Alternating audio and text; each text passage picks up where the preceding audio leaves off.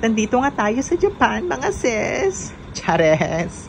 Andito tayo sa 7-Eleven Me. Kasi paulan na. Ang bakla, walang payong nadala. Kaya naman, medyo papatila lang tayo for today's video. Ito nga pala ang typical na araw dito sa Japan. Andito tayo sa Shin Yokohama, mga sis. Chares. Nakakatawa yung mga napapanood ko sa Reels dito sa Facebook. Diba ganyan yung boses? Hindi kaya.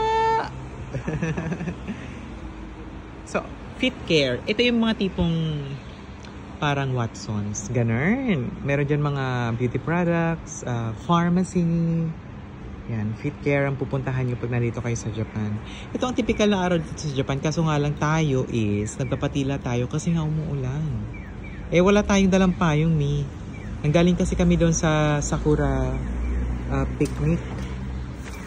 I think i-upload ko din siya dito sa Facebook page ko. Pero ngayon, ito ang typical na araw dito sa Japan. Yung mga tao dito, chill lang. Hindi masyadong nagmamadali. Di kagaya sa Tokyo na talagang yung ibang mga tao nagmamadali, tumatakbo. Dito talaga pretty chill lang.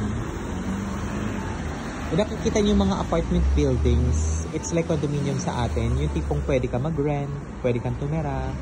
So I think dito yung range ng rent is medyo mahal kasi nga nasa medyo proper city tayo. Kaya, ayun.